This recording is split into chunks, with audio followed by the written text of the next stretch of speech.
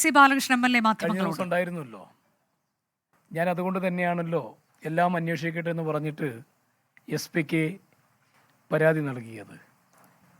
അത് നിയമപരമായിട്ടും പാർട്ടിയും അന്വേഷിക്കട്ടെ എന്നുള്ളത് തന്നെയാണ് എൻ്റെ ഭാഗം.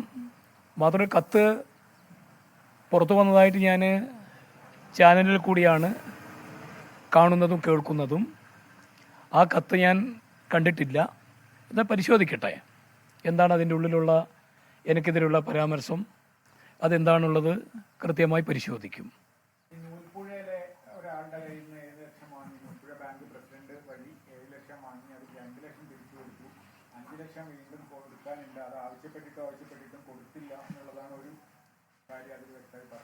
അല്ല, അതിൻ്റെ അകത്ത് അവരുണ്ടല്ലോ ഇപ്പോഴും. ഇടപാട് നടത്തിയ 2 പേര് മാത്രമേ ഇപ്പോൾ ഇല്ലാതെയുള്ളൂ. ബാക്കി ആളുകളൊക്കെ ഉണ്ടല്ലോ. അതിലെൻ്റെ റോൾ എന്താണുള്ളത് അവർ കൃത്യമായി പറയും. അല്ലാതെ ഒരു കത്തിൻ്റെ പേരിൽ അങ്ങനൊരു ആരോപണങ്ങൾ എൻ്റെ തലയിൽ കെട്ടിവെക്കുന്നത് ശരിയല്ലല്ലോ. അതുകൊണ്ട് തന്നെയാണ് നിയമപരമായിട്ടുള്ള അന്വേഷണം നടക്കട്ടെ എന്നുള്ള രീതിയിൽ തന്നെ മുന്നോട്ട് പോകുന്നത്.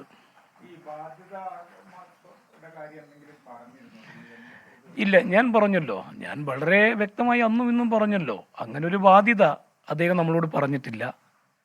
കാരണം അദ്ദേഹത്തെ ഞാൻ കണ്ടിട്ട് ഏതാണ്ട് ഒരു മാസത്തിൻ്റെ അടുത്തായി.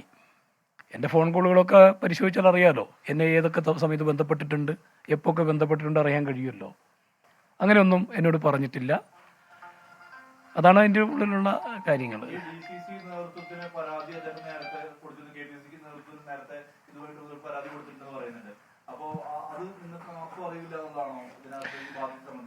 ഞാൻ പറഞ്ഞല്ലോ, അങ്ങനെ ഒരു പരാതി ഉണ്ടെങ്കിൽ തീർച്ചയായിട്ടും KPCC അത് അന്വേഷിക്കേണ്ടതാണ്.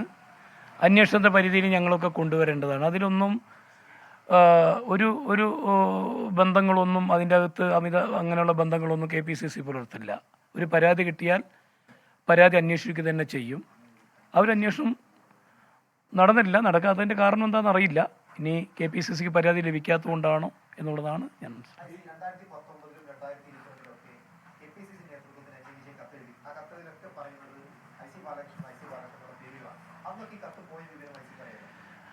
അല്ല, ഞാൻ അന്നൊക്കെ ഈ കത്ത് പോയിട്ടുണ്ട് എന്നറിഞ്ഞിട്ടുണ്ടെങ്കിൽ ഈ വിഷയത്തിൽ ഇടപെടുമല്ലോ. എൻ്റെ പേര് വ്യാജേന എഴുതി ചേർത്ത് അങ്ങനെ ഒരു കത്ത് കൊടുക്കുമ്പോൾ തീർച്ചയായിട്ടും ഇടപെടുമല്ലോ. ഏറ്റവും വലിയ തെളിവ് എന്താണ്? നിങ്ങൾ ഏത് ഉദ്യോഗാർത്ഥികളോട് ചോദിക്കുക. ഇന്ന് പണം കൊടുത്തെന്ന് പറയുന്ന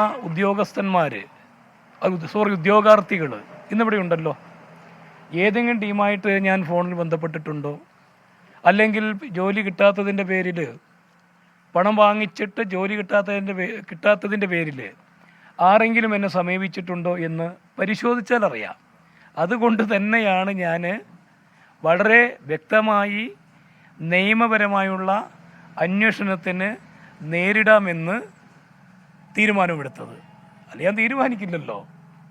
ഞാൻ ഒരിക്കലുമില്ല.